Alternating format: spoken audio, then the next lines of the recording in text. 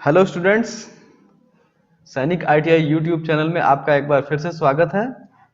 जैसा कि हमने पिछली कक्षा में आप लोगों को बताया था कि जो हमारा फर्स्ट ईयर का फिटर ट्रेड का फर्स्ट ईयर का जो सिलेबस है वो 8 खंडों में है, जिसको हम क्रमबद्ध तरीके से आपको पढ़ाएंगे। तो आज हमारे क्लास का पहला चरण है और जैसा कि फर्स्ट ईयर के जो स्टूडेंट्स हैं उनके लिए आईटीआई एकदम नई चीज है कि क्या पढ़ाया जाएगा, कैसे पढ़ाया जाएगा, क्या क्या चीजें होंगी। तो हम लोग क्रमबद्ध तरीके से इसके इंट्रोडक्शन के बारे में, परिचय के बारे में जानेंगे कि आईटीआई क्या चीज होती है, इसमें क्या क्या कार्य करने होते हैं। और आगे इस चैप्टर में आप लोग को जो पहला जो 8 खंडों का जो सबसे पहला चैप्टर है सुरक्षा, यानी कि जिसको हम अंग्रेजी में कहते हैं सेफ्टी, उसके बारे में हम आपको बताएंगे। आप सभी लोग एकदम रिलैक्स हो जाइए, पढ़ने के लिए तैयार रहिए। मैं आपका इंस्ट्रक्टर प्रदीप कुशवाहा, जैसा मैंने पिछले इंट्रोडक्शन में आपको बताया था। तो हमारा जो आज का पहला है इंट्रोडक्शन, हम आपको बता देते हैं आईटीआई। आईटीआई क्या चीज होती है? औद्योगिक प्रशिक्षण संस्थान, इंडस्ट्रियल ट्रेनिंग इंस्टीट्यूट, इसका मतलब यही होता है। इसके अंतर्गत क्या होता है कि ये एक डीजीटी मतलब प्रशिक्षण महानिदेशालय, डीजीटी का मतलब डायरेक्टर जनरल ऑफ ट्रेनिंग, जो कौशल विकास भारत सरकार का एक उपक्रम है। इसके अंतर्गत आप लोगों को आईटीआई की ट्रेनिंग दी जाती है। इसका जो उद्देश्य ये है कि जो हमारी इंडस्ट्री में जो श्रमिकों की आवश्यकता होती है, कुशल श्रमिकों की, तो वो जितने अच्छे श्रमिक होंगे उतना ही अच्छा उद्योग धंधे चलेंगे। जितना हमारे उद्योग धंधे बेहतर होंगे, भारत का जो हमारा देश है वो प्रगति करेगा। तो अच्छे ऑपरेटर्स, अच्छे श्रमिक उनको प्रोवाइड करने के लिए, हमारे उद्योग धंधों के लिए, और दूसरा आप अपने बल पे एंटरप्रेन्योर मतलब कि आप खुद स्वरोजगार स्वयं के लिए पैदा कर सके। और जो भारत में जो बेरोजगारी दर है आज की डेट में, जो सबसे बड़ी समस्या है, जैसे आप यहाँ पर आईटीआई करने के बाद कोई ना कोई कौशल प्राप्त करेंगे। उस कौशल के माध्यम से जरूरी नहीं कि आप जाके कहीं नौकरी ही करें, नौकरी के अलावा आप खुद का काम भी शुरू कर सकते हैं। तो इस प्रकार से भारत सरकार का यही लक्ष्य है कि उद्योगों के लिए श्रमिकों की आवश्यकता की पूर्ति करना और दूसरा नए रोजगारों का सृजन करना। ये आईटीआई का सबसे प्रमुख उद्देश्य है। अब हम अपने सिलेबस के बारे में चलते हैं। सिलेबस में जैसा कि आप देख रहे हैं, जो सबसे पहला चैप्टर है हमारा, जो सबसे पहला विषय है वो है सुरक्षा। सुरक्षा, जैसा कि आप देख सकते हैं, ये सुरक्षा है। सुरक्षा के बारे में हम पढ़ेंगे। और आप सभी लोग फिटर के स्टूडेंट हैं, तो फिटर के ही पॉइंट ऑफ व्यू से हम आपको सुरक्षा के बारे में बताएंगे कि सुरक्षा का जो दायरा होता है वो बहुत बड़ा होता है, वो हर फील्ड में होती है। अगर आप फिल्म इंडस्ट्री में है तो वहां पर अलग सुरक्षा के मायने होंगे। अगर तेल कंपनी में काम कर रहे हैं वहां पर सुरक्षा के अलग मायने होंगे। अगर आप फिटर डिपार्टमेंट में हैं वहां पर सुरक्षा के अलग मायने होंगे। इलेक्ट्रिकल में है तो सुरक्षा के अलग मायने होंगे। तो इसीलिए आप जिस डिपार्टमेंट में कार्य करते हैं उस डिपार्टमेंट की सुरक्षा का हमें पालन करना होता है। अब सबसे पहले हम आपको बताएंगे इस चैप्टर में सुरक्षा के महत्व के बारे में, कि सुरक्षा का क्या महत्व है, और उद्योग दुकानों में फर्श पर बरती जाने वाली जो सावधानियां हैं उसकी सूची बनाएंगे, और मशीन की दुकान में पालन की जाने वाली व्यक्तिगत सुरक्षाओं के बारे में बात करेंगे, और मशीन पर कार्य करते समय बरती जाने वाली सावधानियों के बारे में बात करेंगे। तो चलिए अब आगे शुरू करते हैं। आप लोगों को ये चित्र तो दिखाई दे रहा होगा। चित्र को आप लोग ध्यान से देखिए, इसमें क्या दिखाई दे रहा है आपको। इसमें जो एक व्यक्ति दिखाई दे रहा है उसको 2 हिस्सों में डिवाइड किया गया है। उसमें ये दिखाने की कोशिश की जा रही है कि हमें क्या करना चाहिए और हम क्या क्या गलतियां करते हैं। जनरली इसमें एक ऐसा व्यक्ति दिखाई दे रहा है जिसके बड़े बाल हैं, और इधर आप देख रहे हैं यहाँ पर छोटे बाल हैं, शॉर्ट हेयर, और इसे बोलते हैं लॉन्ग हेयर। तो जब भी आप कहीं वर्कशॉप में किसी कार्यशाला में कार्य कर रहे हैं तो जो बड़े बाल हैं वो आपके लिए दुर्घटना का कारण बन सकते हैं। उसी तरह ये शार्प टूल्स मतलब नुकीले औजार, इसने क्या कर रखा है, जेब में रख रखा है। अगर ये झुकेगा तो जो औजार जमीन पे गिर सकते हैं या इसकी ठोड़ी में, उसके गले में धंस सकते हैं। तीसरा आप देख सकते हैं जो कपड़े हैं वो कपड़े हमेशा टाइट पहनने चाहिए। आप कभी भी किसी कार्यस्थल पे काम कर रहे हैं, इसके कपड़े क्या है, आप देखिए ये पैंट लूज है, यहाँ से ये शर्ट लूज है, जबकि यहाँ पर देखिए शर्ट इसकी टाइट है, यहाँ पैंट भी टाइट है, आप प्रॉपर तरीके से। और यहाँ पर आप देख सकते हैं कि जब आप वर्कशॉप में काम कर रहे हैं तो किस प्रकार के जूतों का इस्तेमाल कर रहे हैं। जूते जैसे इसने लाइट वेट एकदम नॉर्मल जो स्पोर्ट्स शूज आप नॉर्मली पहनते हैं घर पे, वो सब नहीं पहनना चाहिए। एक इस विशिष्ट प्रकार का सुरक्षा जूता आता है जिसको हम सेफ्टी शूज कहते हैं, वो हमें पहनना चाहिए, जिसके पंजे के ऊपर चमड़े के अंदर स्टील की एक परत लगी होती है। वो स्टील की परत ही हमें सुरक्षा से हमें बचाती है। अब इसके जो सबसे प्रमुख सिद्धांत है वो आपको बता दें। अब सुरक्षा में आप देखेंगे कि सुरक्षा के 3 प्रकार होते हैं। सुरक्षा के 3 प्रकार होते हैं। अब इसमें आप पहला है सामान्य सुरक्षा। अब सामान्य सुरक्षा से क्या संदर्भ है? सामान्य सुरक्षा से यह संदर्भ है कि जिस कार्यशाला में या जिस परिवेश में आप कार्य करने जा रहे हैं, आपको एक पिक्चर के माध्यम से हम आपको समझाना चाहेंगे। अब जैसा कि सामान्य सुरक्षा में पहला उदाहरण में आप देखिए, इस चित्र को ध्यान से देखिए। इसमें देखिए एक फोर्क लिफ्टर है, मशीन है, और मशीन बैक हो रही है और बैक करते समय इसने हॉर्न नहीं दिया या कोई असावधानी बरती, जिससे पीछे खड़े हुआ आदमी है उसकी चपेट में आ गया। तो ये क्या है, बहुत ही लापरवाही से किया गया कार्य है। तो ये सामान्य सुरक्षा क्या है कि हमें गाड़ी बैक करने से पहले हॉर्न देना चाहिए था, ताकि जो पीछे व्यक्ति खड़ा है वो सावधान हो जाए।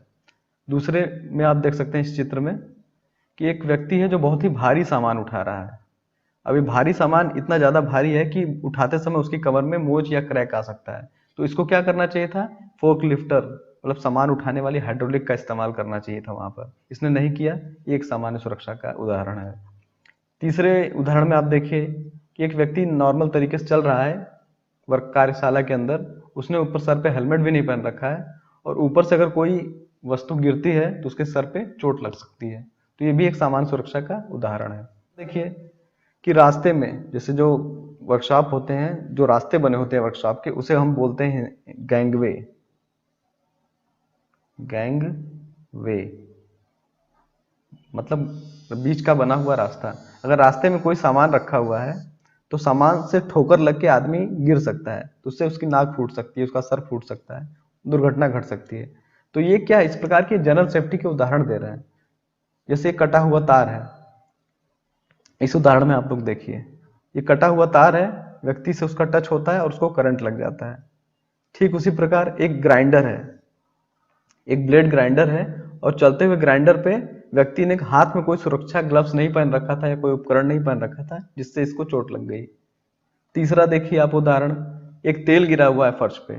अगर इस फर्श पे आदमी का इस तेल पर उसका पैर पड़ता है तो फिसलकर वो गिर सकता है, तो बहुत ही ज्यादा गंभीर चोट लग सकती है। अब देखिए ये जो पहिए वाली कुर्सी है, पहिए वाली कुर्सी पर अगर आप सावधानी से नहीं बैठते हैं, बार बार उसे इधर उधर घुमा रहे हैं या कोई असामान्य हरकत कर रहे हैं, तो आप जमीन पर गिर सकते हैं और आपको चोट लग सकती है। तो ये क्या है, ये सारी चीजें सामान्य सुरक्षा, इससे संबंधित, इसी को हम बोलते हैं सामान्य सुरक्षा, कि हम जो भी चीजें कर रहे हैं आगे पीछे दाएं बाएं, उसका काम करने का एक प्रॉपर तरीका होता है, उस तरीके से ही कार्य करें ताकि हमें उस प्रकार की कोई हानि ना हो। अब आगे चलते हैं व्यक्तिगत सुरक्षा में। व्यक्तिगत सुरक्षा, इसका मतलब क्या होता है, पर्सनल। व्यक्तिगत मतलब क्या होता है, पर्सनल। सुरक्षा मतलब सेफ्टी, इसलिए व्यक्तिगत सुरक्षा। व्यक्तिगत सुरक्षा क्या है उसके बारे में पढ़ लेते हैं हम लोग। अब जैसा कि आप लोग कार्यशाला में या कहीं कार्य करने जाएंगे तो वहां पर आप लोगों को आरी का इस्तेमाल करना है, चीजल का इस्तेमाल करना है, फाइल्स का इस्तेमाल करना है, कई सारे लोहे के उपकरण हैं उनका इस्तेमाल करना है। तो उपकरण का इस्तेमाल करते समय आपको चोट लग सकती है, क्योंकि शरीर बहुत ही नाजुक होता है और जो मेटल होता है बहुत ही हार्ड मटेरियल होता है। उसके लगते ही आपके शरीर में कट लगेगा और वहां से खून बहने लगेगा।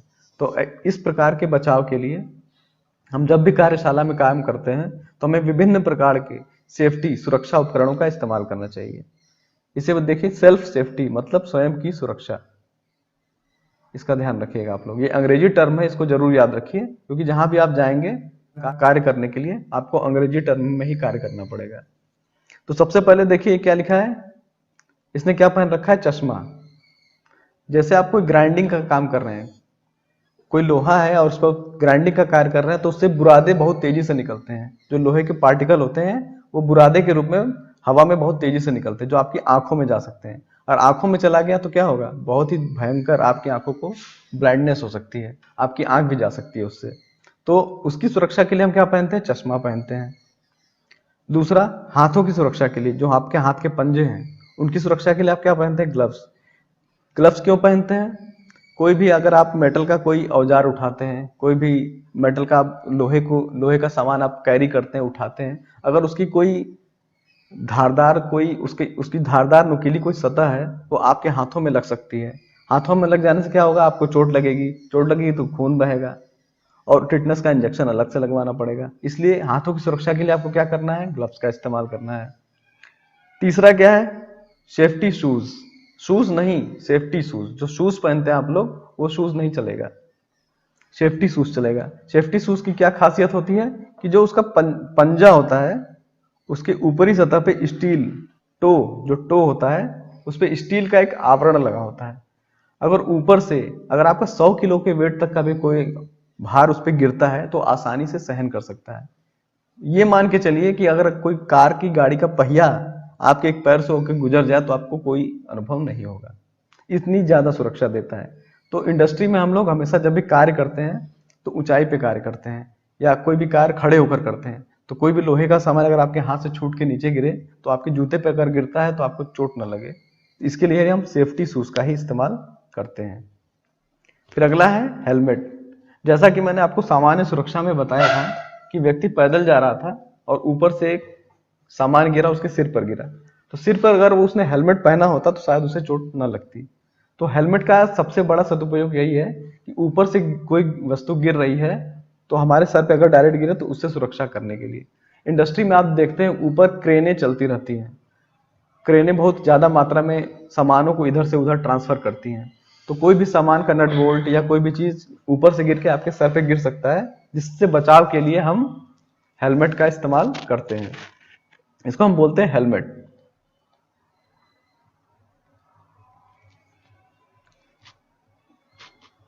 इसको बोलते हैं हम लोग गॉगल्स। इसको बोलते हैं हैंड ग्लव्स।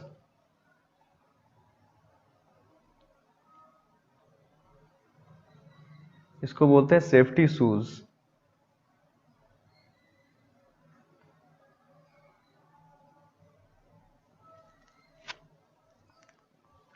और ये अगला देख पढ़ते हैं, इसको बोलते हैं हम लोग ईयर प्लग, मतलब कान में प्रोटेक्शन के लिए। जब आप कहीं किसी कारखाने में काम करने जाएंगे तो वहां बहुत मशीनों की बहुत तेज तेज आवाजें होती है। वो आवाज आप लोगों को पता है कि साउंड को किस में मापा जाता है, डीबी में, डेसिबल में। तो डीबी में नापने के लिए जो भी 0 से लेके 80 तक एक सामान्य होता है कि हम इसको सुन सकते हैं। अगर इसके ऊपर अगर जाएगी कोई भी आवाज तो आपके कानों के लिए नुकसानदेह है। तो उसके लिए हम लोग क्या करते हैं, ईयर प्लग का इस्तेमाल करते हैं, कान को ढका जाता है जिससे। तो ईयर प्लग के इस्तेमाल से क्या होता है, 80 डीबी से ऊपर की जो आवाज होती है आपके कानों के अंदर नहीं जाती है, जिससे आपके कान सुरक्षित रहते हैं। अगला क्या है, ये एक प्रकार का कपड़ा है। जैसे आप कोई भी मशीन पे काम करने जा रहे हैं तो ये मोटा कपड़ा होता है। इसकी सामान्यतः फिटिंग शॉप में कोई आवश्यकता नहीं होती है, लेकिन इसके बारे में आपको जानकारी दे देता हूँ। एक प्रकार का मोटा कपड़ा होता है। जैसे आप कोई मशीनों पर कार्य कर रहे हैं तो उस पर तेल है, ग्रीस है, जो आपके कपड़ों में लग जाता है, तो इसकी सुरक्षा के आवरण का एक कार्य करता है। और आपके ये जो फुल आस्तीन होती है, या आपकी फुल आस्तीन आपकी बाहों को भी कटिंग से या किसी प्रकार की चोट से आपको बचाता है। तो इसको हम लोग एक प्रकार का सेफ्टी क्लॉथ कह सकते हैं, सेफ्टी क्लॉथ। इस नॉर्मली हम लोग एप्रन का इस्तेमाल करते हैं। एप्रन क्या होता है, जैसे खाना बनाते समय जो कुक होते हैं सामने एप्रन बांध के कार्य करते हैं ताकि उनके कपड़े ना खराब हो। जैसा इसकी चित्र में आप देख सकते हैं, ये हिस्सा। तो एप्रन बांधने से क्या होगा, आपके जो कपड़े होते हैं वो सुरक्षित रहते हैं। उसी तरह हाथ पे एक आर्म प्रोटेक्टर होता है। यहाँ पर जब आप कार्य करेंगे तो आर्म के ऊपर भी आर्म प्रोटेक्ट का इस्तेमाल करेंगे, जिससे आपके हाथ के बाहों पर चोट ना लगे। पर्सनल सेफ्टी का मतलब आप लोग समझ गए होंगे, स्वयं की सुरक्षा, मतलब कि हमें ऐसा इस प्रकार से काम करना है कि हमें कोई चोट ना लगे। पर्सनल सेफ्टी, स्वयं की सुरक्षा, हमें ना चोट लगे। तो ये हो गई पर्सनल सेफ्टी। उसके बाद है मशीन की सुरक्षा, मशीन सेफ्टी जिसे हम बोलते हैं।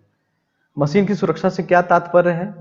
मशीन की सुरक्षा से यह तात्पर्य है कुछ गलत होने पर तुरंत मशीन बंद कर दें। ये एक मतलब एक मोटा मोटा सिद्धांत उसने बता दिया है, कुछ गलत होने पर मशीन तुरंत बंद कर दे। ये तो मतलब जब भी आप किसी मशीन पे काम कर रहे हैं या कोई भी कार्य कर रहे हैं तो आपको लगता है कि अब बात बिगड़ गई है, मेरे मशीन या आपसे कोई गलती हो गई या मशीन कुछ गलत व्यवहार करने लगी, तो तुरंत आपको क्या करना है? सबसे पहले मशीन को बंद करना है। मशीन की सुरक्षा का सबसे पहला सिद्धांत है। बाकी मशीन की सुरक्षा के लिए और क्या क्या नियम है और क्या क्या उसके बातें हमें ध्यान में रखनी चाहिए, उसको हम आगे आपको विस्तार से समझाते हैं। इस उदाहरण के माध्यम से समझिए। इस चित्र को देखिए आप, ये एक लेथ मशीन है। अब लेथ मशीन में आप देखते हैं कि बहुत सारे इसमें टूल्स लगे होते हैं, चक है, टेलीस्टॉक है, कैरिज है, और ये बहुत सारी, ये देखिए इमरजेंसी बटन भी लगे हुए हैं। यहाँ पर एक इमरजेंसी बटन लगा हुआ है, ये बेड है। तो जब आप मशीन को चला रहे हैं, आपको लगता है कि एकाएक मशीन कुछ गलत व्यवहार करने लगी है या मशीन में कुछ टूट फूट की आवाज आ रही है या आपसे कोई गलती हो गई है, तो आपको तुरंत क्या करना है? एक इमरजेंसी यहाँ बटन होता है, उसे तुरंत वहीं पर दबा देना है। इसका मतलब क्या है? मशीन की सुरक्षा। अगर आप मशीन को वैसे ही छोड़ के आप खुद भाग जाएंगे तो क्या होगा? मशीन उसी प्रकार से चलती रहेगी और इतनी ज्यादा टूट फूट हो जाएगी, लाखों का नुकसान हो सकता है। तो एक छोटी सी गलती से आपके लाखों का नुकसान ना हो, तो आपने अपनी सेफ्टी तो कर ली, लेकिन अब मशीन की सेफ्टी भी जरूरत है। आप जहां कार्य कर रहे हैं, आप उत्तरदायी होते हैं कि आपका भी मुनाफा हो और कंपनी का भी मुनाफा हो। तो आपको ऐसा व्यवहार करना चाहिए ताकि कंपनी को मशीनरी का कोई नुकसान ना हो। मशीनरी बहुत ही महंगे प्रोडक्ट होते हैं जो लाखों और करोड़ों में आते हैं। तो उस पे आपकी जिम्मेदारी बनती है कि मशीन चलाते समय आप कोई ऐसा व्यवहार ना करें जिससे मशीन को किसी भी प्रकार की क्षति हो, हानि हो। दूसरे एग्जाम्पल में आप देखिए कि ये जो व्यक्ति है, जिसको मैंने रेड कलर से भी मार्क किया है, ये दूसरे व्यक्ति से चलती मशीन पे बातचीत कर रहा है।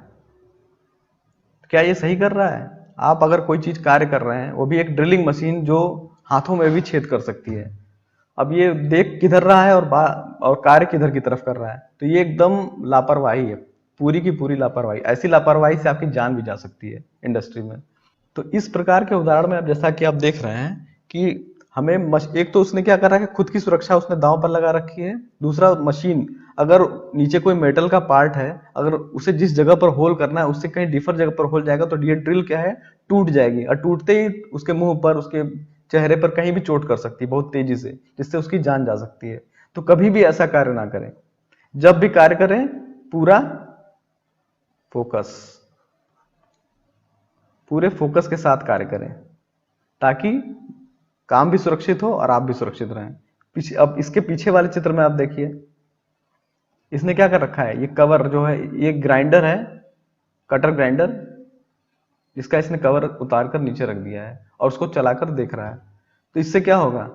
जब ये ग्राइंडर चल रहा है, अगल बगल कोई गुजरेगा तो उसको चोट लगने की बहुत ज्यादा संभावना है। तो इस कवर को क्या करना है? हमें इस पे ढक के रखना है ताकि जब भी ये चले तो इससे किसी दूसरे को हानि ना हो। अब इस एग्जाम्पल में आप देखिए कि ये व्यक्ति जो है पाइप की रिपेयरिंग कर रहा है, लेकिन उसके ठीक नीचे खड़े होके। क्या ये सही प्रैक्टिस है? नहीं।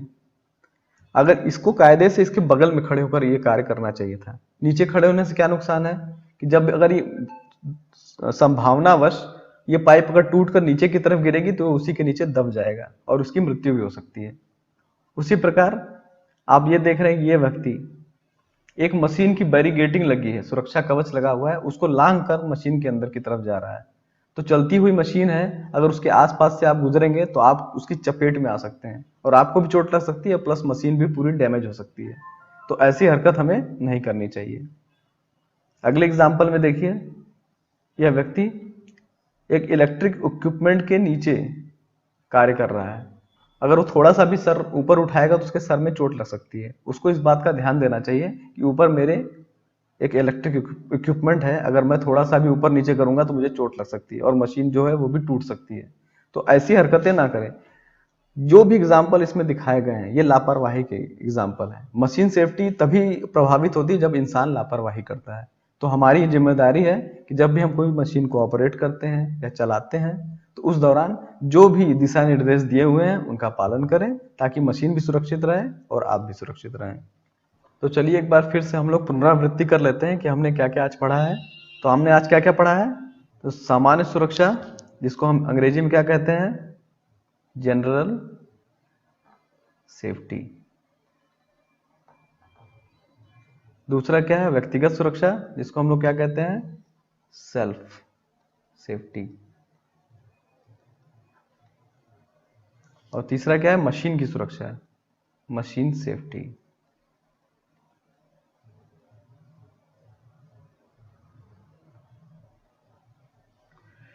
अब सामान्य सुरक्षा में हमने क्या क्या अध्ययन किया कि हमें जो बेसिक चीजें हैं जैसे फर्श और गैंगवे। गैंगवे हमने क्या बताया था आपको? कार्यशाला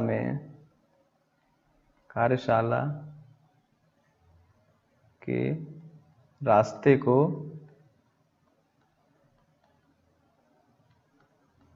गैंगवे कहते हैं। कार्यशाला में आने जाने के लिए जो भी रास्ता हम बनाते हैं उसी को हम गैंगवे बोलते हैं। तो फर्श और गैंगवे को साफ सुथरा रखें, उस पर कोई तेल नहीं गिरा होना चाहिए। जब आप उस पर चलेंगे तो आप फिसल कर गिर सकते हैं। वर्कशॉप में सावधानी से घूमें, दौड़े नहीं। वर्कशॉप में दौड़ना नहीं चाहिए क्योंकि आसपास बहुत सारी मशीनरी इक्विपमेंट रखे होते हैं, आप लड़ जाएंगे, भिड़ जाएंगे, आपको चोट लग सकती है। जब मशीन चल रही हो तो उसे मत छोड़ो। अर्थात इसका मतलब यह है, आप मशीन पर कोई काम कर रहे हैं और आपने कोई जाब लगाया है और वो जाब पे काम चल रहा है, तो उस दौरान आप कहीं पानी पीने चले गए, कहीं पेशाब करने चले गए, ऐसा कभी भी नहीं करना चाहिए। मान लीजिए आप मशीन को छोड़ के वहां से चले गए और मशीन में उसी समय कोई खराबी आ गई तो क्या होगा? मशीन में बहुत बड़ा डैमेज हो सकता है। तो आप वहां पर अगर उपस्थित होते तो मशीन को तुरंत बंद कर सकते थे। इसलिए चलती हुई मशीन छोड़ के कभी भी नहीं जाना चाहिए। अगला देखिए, इसमें क्या लिखा है? जब तक ऐसा करने के लिए अनुग्रहित न हो, किसी भी उपकरण मशीन को न छुए और न ही संभाले। मतलब इसका कहने का अर्थात यह है कि आपको जब तक किसी मशीन को चलाने के लिए कहा न जाए अथवा आपको उस मशीन की जानकारी न हो, तब तक उस मशीन को कभी भी न चलाएं, न छुए। निलंबित भार के तहत ना चलें। निलंबित भार का मतलब कोई ऊपर की तरफ अगर कोई भार है, कोई सामान ऊपर से आपके गुजर रहा हो, भारी सामान, तो उसके नीचे आपको नहीं चलना है। काम के दौरान व्यवहारिक मजाक ना करें। जैसे कि हम जो इंसान होते हैं उनका नेचर होता है एक दूसरे से मजाक करना, बातचीत करना, लेकिन जब भी आप मशीन पे या किसी उपकरण पे कार्य कर रहे हैं उस दौरान आपको बिल्कुल किसी के साथ मजाक, हंसी, ये सब इत्यादि काम नहीं करना चाहिए। इससे क्या होता है? आपका ध्यान बढ़ता है। और ध्यान बढ़ने का क्या मतलब होता है? जैसा कि आपने रोडवेज बसों में अक्सर पढ़ा है, सावधानी हटी दुर्घटना घटी। तो हमें अपना जो पूरा फोकस है अपने जॉब पे रखना है और हंसी मजाक उस टाइम पे बिल्कुल नहीं करना है। नौकरी के लिए उपयुक्त उपकरणों का इस्तेमाल करना है।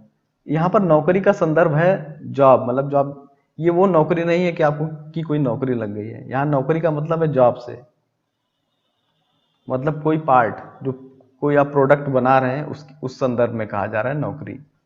तो नौकरी के लिए उपयुक्त उपकरणों का प्रयोग करें। मतलब हमें जो जॉब बनाना है, जो भी प्रोडक्ट बनाना है, उसमें क्या क्या उपकरण इस्तेमाल हो रहे हैं उसी के अनुसार ही उसका इस्तेमाल करना है। नहीं, ये नहीं कि आपको हथौड़े का इस्तेमाल करना है तो वहां पर आप किसी छड़ से उसे ठोक रहे हैं या किसी पत्थर से उठा के उसे ठोक रहे हैं। हथौड़े के इस्तेमाल के लिए हथौड़े का ही इस्तेमाल करें।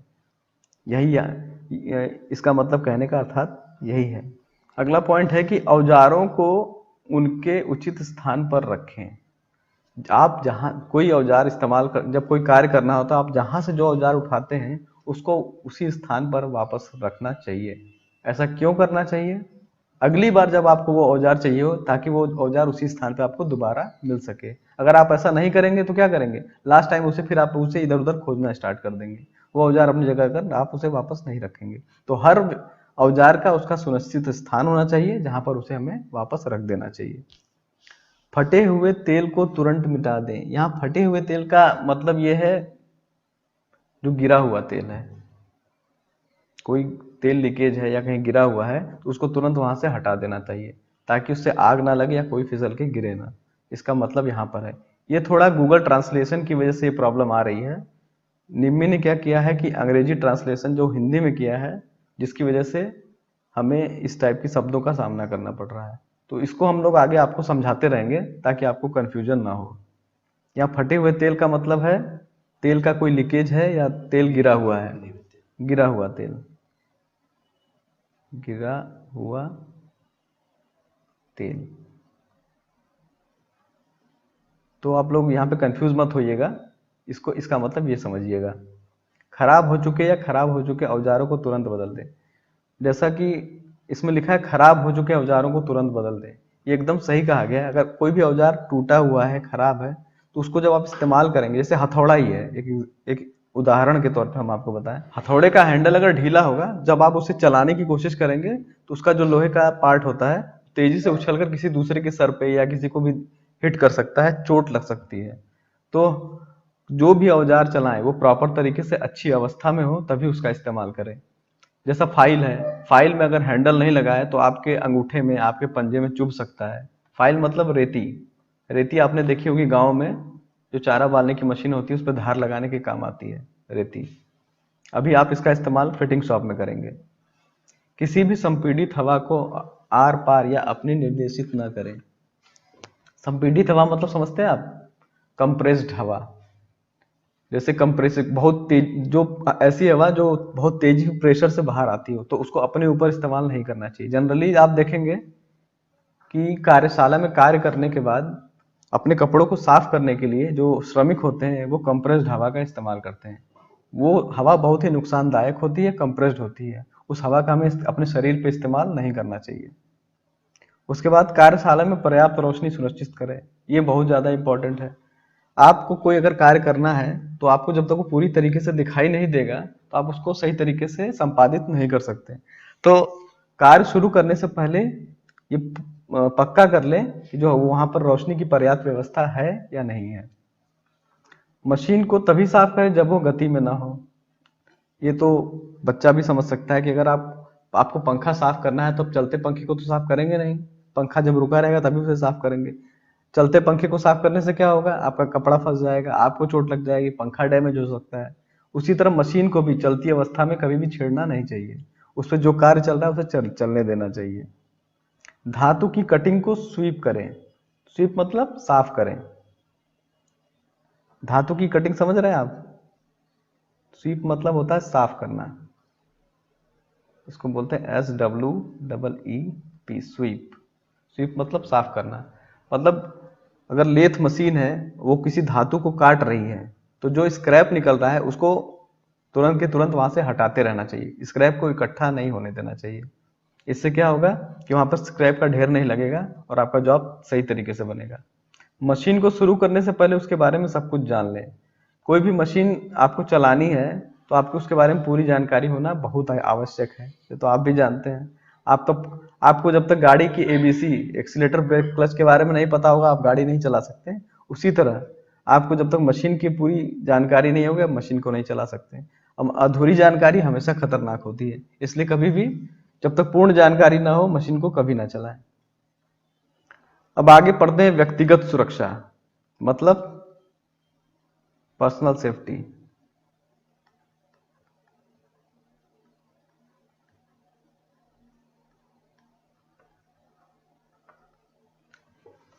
इसमें लिखा है overall one piece boiler suit पहने। ये हर जगह इस्तेमाल नहीं होता, ये रिफाइनरी तेल कंपनियों के लिए होता है ज़्यादातर, तो ये आपके यहाँ अप्लीकेबल नहीं है, तो इसको भी आप लोग गौर ना करें।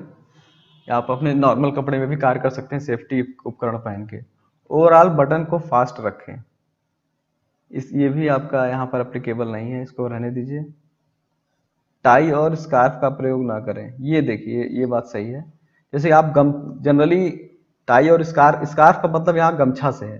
जैसे आप कार्य करते समय कभी भी गले में गमछा बांध के ना रखें। टाई तो पहनना ही नहीं है, टाई तो आप कहीं अच्छी जगह जाते हैं कोट के साथ तब पहनते हैं। स्कार्फ का मतलब होता है गमछा।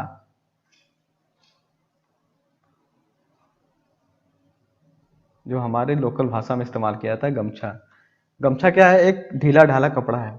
मान लीजिए आप किसी ऐसी मशीन पे काम कर रहे हैं जिसमें बहुत तेजी से वो मशीन कार्य कर रही, गोल गोल घूम रही है, लेथ मशीन घूम रही है, चक उसका, अगर आप झुक के उस पर कार्य करेंगे तो आपका गमछा उसके चक में फंस सकता है और आपकी मृत्यु तक हो सकती है। वो आपको फंसा लेगा और अपनी तरफ खींच लेगा। तो कभी भी ढीले कपड़ों का इस्तेमाल मशीन चलाते समय नहीं करना चाहिए। आस्तीन को कोहनी के ऊपर तक कसकर रोल कर लें। अगर आप फुल शर्ट की बाजू पहनते हैं तो अपनी जो बाजू है उस आस्तीन को ऊपर तक चढ़ाकर हमेशा रखना चाहिए, ताकि ढीले कपड़े मशीन में ना फंसे। सुरक्षा जूते पहने। अब यहाँ पर जूते पहने भी लिखा है। कभी कभी कुछ ऐसे कार्य होते हैं जो बहुत हल्के कार्य होते हैं, हल्के कार्य करते समय हम नॉर्मल जूतों का भी इस्तेमाल कर सकते हैं, लेकिन जब भी कभी हम भारी कार्य करें, भारी कार्य, तो हमेशा सेफ्टी शूज का इस्तेमाल करें, सुरक्षा जूतों का इस्तेमाल करें कोई भी भारी कार्य करते समय। बालों को छोटा काटें, जैसा कि आपने इस चित्र में भी देखा है, बता रखा है इसने। जो बाल हैं हमें हमेशा लॉन्ग हेयर नहीं रखना है, हमें हमेशा छोटे बाल रखने हैं।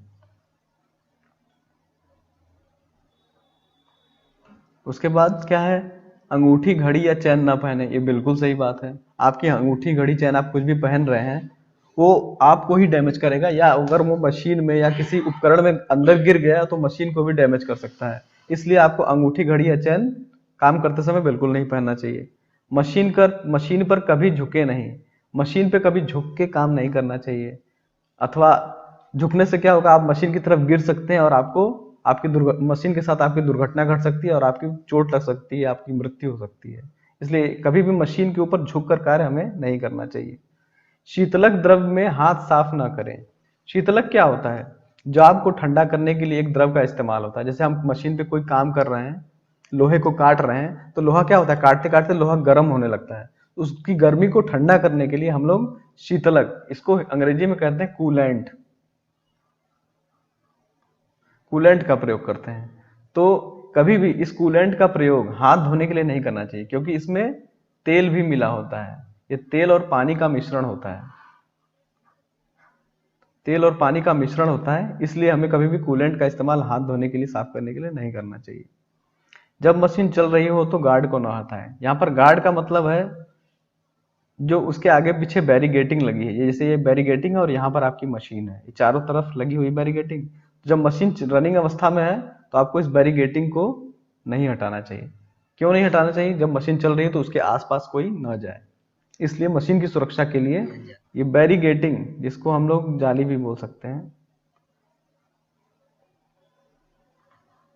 इसके बाद मशीन को साफ रख, फटे हुए चिपके औजारों का इस्तेमाल ना करें। या फटे चिपके का मतलब है कि टूटे फूटे औजारों से लेना, इसका मतलब है ये फटे चिपके का मतलब टूटे फूटे औजारों से है, टूटे फूटे औजारों का उपयोग नहीं करना चाहिए। मशीन को तब तक चालू न करें जब तक वर्कपीस सुरक्षित रूप से घुड़सवार है। घुड़सवार का यहाँ मतलब है जो जो जॉब है हमारा वो मशीन में लगा हुआ है,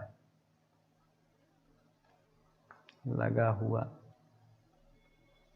मतलब मशीन को तब तक चालू ना करें। जैसे कि आप कोई चीज मशीन में पहले सेट कर रहे हैं, जैसे लेथ मशीन आपको चलाने जा रहे हैं, अगर लेथ मशीन में चक में आपने कोई जाब लगाया और उसको सही से टाइट नहीं किया नट बोल्ट के द्वारा या उसके चक के द्वारा, तो क्या होगा, जब मशीन चालू करेंगे तो जॉब निकलकर बाहर गिर जाएगा, जो जॉब है वो बाहर निकल के गिर जाएगा। इसलिए जब तक जो वर्कपीस है वो प्रॉपर तरीके से टूल में बंधा ना हो तब तक हमें मशीन को चालू नहीं करना चाहिए। मशीन चल रही हो तो क्लैंप या होल्डिंग डिवाइस को एडजस्ट ना करें। जाहिर सी बात है, जब कोई मशीन चल रही हो तो उस समय कोई नट बोल्ट है या कोई चीज ढीली है तो उस समय टाइट करने का प्रयास ना करें, उससे आपको चोट लग सकती है और आप बहुत बड़ी दुर्घटना घट सकती है। अब जाहिर सी बात है, चलती हुई मशीन पे कभी भी हाथ हमें डालना ही नहीं चाहिए। मशीन को बंद कीजिए, आपको लगता है कोई नट बोल्ट ढीला है तो उसे टाइट कीजिए, फिर मशीन को दोबारा चलाइए।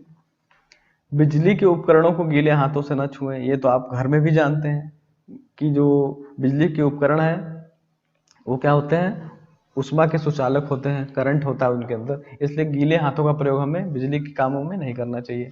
किसी भी दोषपूर्ण विद्युत उपकरण का इस्तेमाल ना करें। दोषपूर्ण का मतलब आप समझते हैं, यहाँ दोषपूर्ण से मतलब है कटा हुआ तार, कोई भी डैमेज प्रोडक्ट, जैसे कोई विद्युत उपकरण है उसमें करंट आ रहा है तो उसका इस्तेमाल हमें नहीं करना चाहिए, या कोई तार है कटा फटा है उस कटे फटे तार का इस्तेमाल नहीं करना चाहिए। सुनिश्चित करें कि बिजली का कनेक्शन अधिकृत इलेक्ट्रीशियन द्वारा ही बनाया गया है। जैसे कि आप घर में वायरिंग कराते हैं तो आप खुद तो वायरिंग करते नहीं है, किसी इलेक्ट्रीशियन को बुला के ही वायरिंग कराते हैं। क्यों ऐसा कराते हैं? ताकि शॉर्ट सर्किट ना हो या कोई गलत वायरिंग ना हो जाए जिससे पूरे घर में आग लग जाए। तो हमेशा ऐसे ही व्यक्ति से, मतलब इलेक्ट्रीशियन से, हमें बिजली का कोई काम करवाना चाहिए जिसको पूरी जानकारी हो या वो उसके द्वारा सर्टिफाइड किया गया हो। अपने काम पर ध्यान लगाओ और शांत स्वभाव रखो। जैसा मैंने पहले बताया, सावधानी हटी दुर्घटना घटी। अपने काम पे पूरा फोकस रखना चाहिए और जब तक पूरा काम कंप्लीट ना हो जाए अपना ध्यान वहां से हमें नहीं हटाना चाहिए। चीजों को व्यवस्थित तरीके से रखें। व्यवस्थित तरीके से रखने का तात्पर्य यहाँ पर है, कोई भी चीज जहां से उठाते हैं उसको वहीं रखें। जो भी सामान आपके पास है उसका एक निश्चित स्थान बनाएं।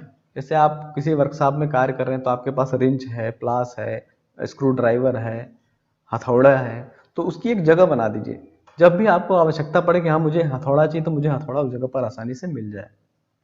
इसका मतलब यही है यहाँ पर। अपने काम पर ध्यान केंद्रित करते हुए खुद को दूसरों से बातचीत में शामिल ना करें। यही मैंने बताया कि कभी भी कार्य करते समय हमें एक किसी अदर व्यक्ति से बातचीत नहीं करनी चाहिए, क्योंकि हमारा जो जॉब है वो प्रभावित हो सकता है, आपकी दुर्घटना हो सकती है। सावधानी आपकी जैसी फोकस हटेगा जॉब से, आपके साथ दुर्घटना होने की जो संभावना है बहुत ज्यादा बढ़ जाती है। इसलिए कभी भी कार्य करते समय किसी दूसरे व्यक्ति से हमें बातचीत नहीं करनी चाहिए। दूसरों का ध्यान न भटकाएं। और ये जिम्मेदारी आपकी भी होती है कि कोई व्यक्ति अगर कार्य कर रहा है तो आप उसे पीछे से जाके या उसको डिस्टर्ब न करें। चलती मशीन को हाथ से रोकने की कोशिश न करें। जनरली आप घरों में देखते हैं कि बच्चे जब पंखा चालू होता है बंद करते हैं तो उसे हाथ से दबा के रोकने की कोशिश करते हैं। ऐसा हमें बिल्कुल नहीं करना चाहिए। कोई भी मशीन, रोटरी मशीन जो सर्कुलर मोशन में या किसी भी तरीके से घूम रही है, जब तक वो अपने तरीके से ना बंद हो जाए तब तक उसको बिल्कुल नहीं छूना चाहिए। चलती हुई मशीन पर हाथ डालेंगे तो आपको ही चोट लगेगी।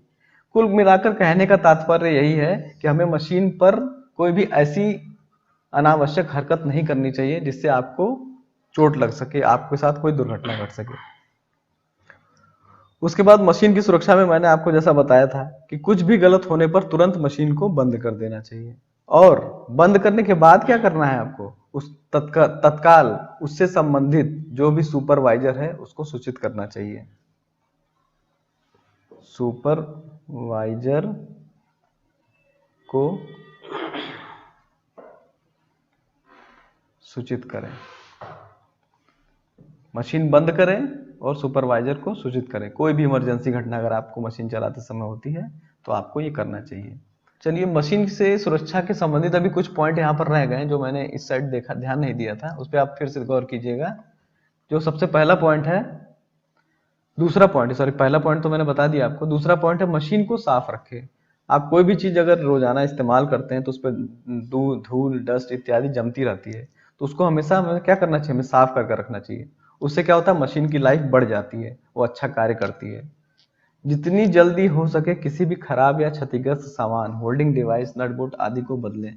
आपको लगता है कि मशीन में कोई नट बोल्ट ढीला हो गया है या उसकी चूड़ी मिस हो गई है या कोई भी उसमें ग्रीस में, वहां पर मशीन बहुत जाम चल रही है तो वहां पे हमें ग्रीस लगाने की आवश्यकता है, तो वो काम हमें तुरंत कर लेना चाहिए। हमें इंतजार नहीं करना चाहिए कि हम कल कर लेंगे, परसों कर लेंगे। ये काम हमें उसी समय कर लेना चाहिए, क्योंकि दुर्घटना बताकर नहीं आती। मशीन को तब तक संचालित करने का प्रयास ना करें जब तक आप उसे ठीक से संचालित करना नहीं जानते। जैसा मैंने आपको पहले ही बताया कि कभी भी पूर्ण जानकारी के बिना कोई भी मशीन को हमें टच नहीं करना चाहिए। क्या होना चाहिए हमें मशीन के बारे में, पूर्ण जानकारी। ये मैंने जानकारी को गलत लिख दिया, थोड़ा मैं इसे सही कर देता हूं।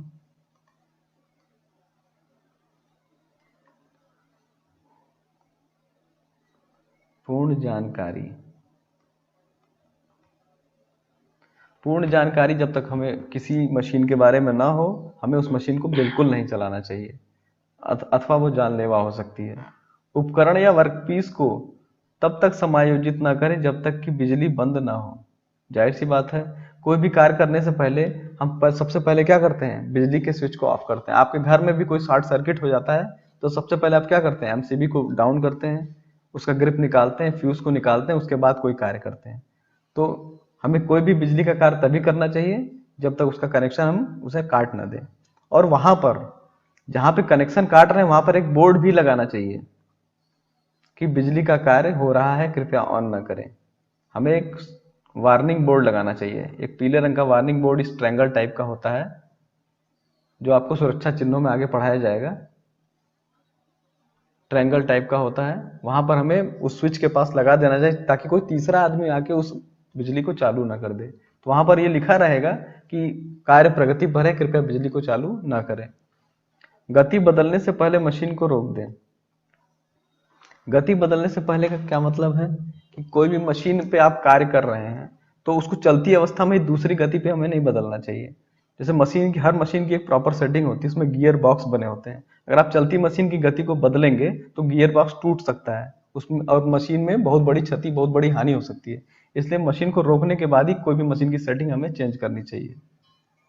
स्विच ऑफ करने से पहले स्वचालित फीड को बंद कर दें। हमें मशीन को डायरेक्ट नहीं बंद करना चाहिए। जैसे आप कंप्यूटर चलाते हैं तो आप कंप्यूटर डायरेक्ट स्विच से नहीं बंद करते हैं, आप कंप्यूटर को शट डाउन करते हैं, उसके बाद उसे बंद करते हैं। उसी प्रकार पहले मशीन को मशीन से स्वचालित फीड को बंद करना चाहिए, उसके बाद उसको स्विच से बंद करना चाहिए। मतलब जिस क्रम में चालू किया है फिर उसी उल्टे क्रम में हमें बंद करना है। हम सबसे पहले मशीन को चालू करने के लिए क्या करते हैं, स्विच को ऑन करते हैं, फिर मशीन के स्विच को ऑन करते हैं, फिर मशीन चालू होती है।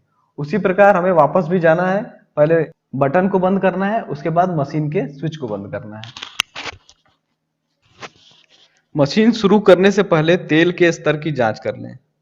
जब भी हम मशीन चलाते हैं तो मशीन में लुब्रिकेटिंग, मतलब मशीन को लुब्रिकेट करने के लिए, उसका ऑयलीकरण करने के लिए हमारे मशीन में कुछ तेल की आवश्यकता होती है, जिससे जो मशीन है बहुत ही स्मूथ तरीके से ऊपर नीचे चल सके। जब तक मशीन में तेल नहीं होगा तो मशीन प्रॉपर तरीके से नहीं चल पाएगी।